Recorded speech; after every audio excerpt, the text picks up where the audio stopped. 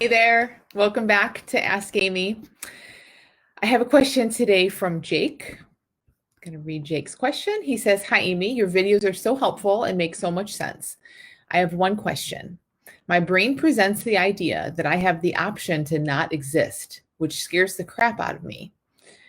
It scares me that I could think such a thing. From this scary thought, I'll start to reason and explain to myself over and over again the reasons why I was born to exist and my nature. My psychologist says that I have OCD, which I agree with because I have a hard time handling depression or anxiety. But it's like my brain blows this out of proportion and gives me options to escape. It's like I have to figure it all out." So, Jake, I think, first of all, what you're experiencing is so common.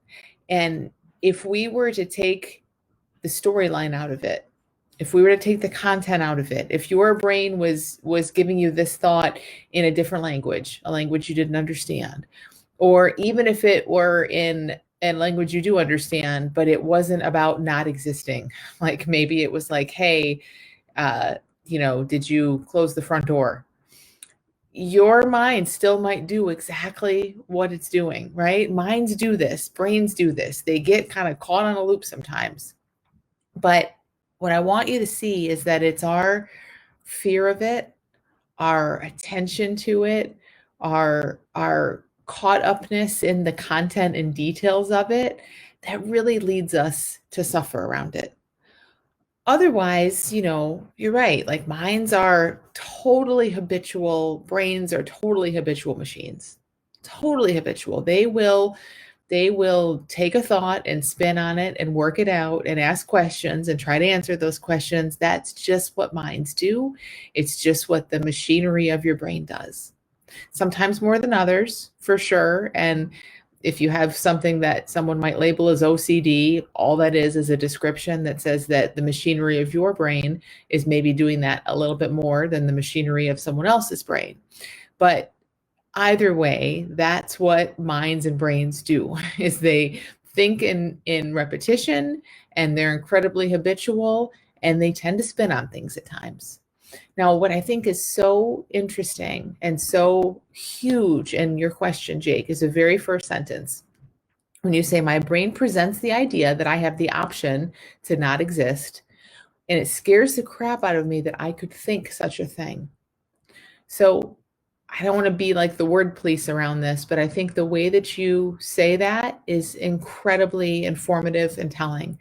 It scares the crap out of me that I could think such a thing. The way you say that I could think that I could think such a thing, there's so much in that shows that this thought looks personal, like you're thinking it. I can't believe Jake could think such a thing, that you could think such a thing, like, oh my gosh, like that I would have the option to not exist. That's such a horrible thing. So you can hear and feel, I can hear and feel the layers of meaning of this looking personal, that this thought flows through your mind, of it looking like such a thing, like it's crazy and horrible and dangerous and meaningful in some way to think that you have the option to not exist.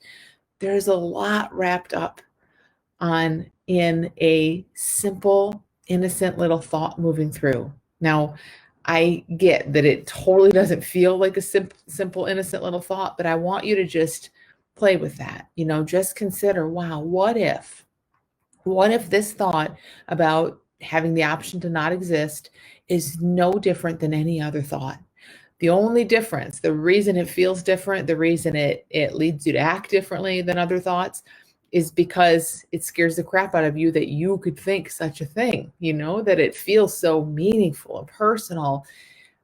I just don't see that it is. I have been in so many groups of people, rooms of people, where someone stands up and says, I can't believe that I would think such a thing, that I'd be better off not alive, or that I don't want to be married to my partner, or that I have an addiction, or whatever it might be. Whatever this is, that this person, you can feel the blanket of shame and how personal and meaningful it feels that they would have such a thought.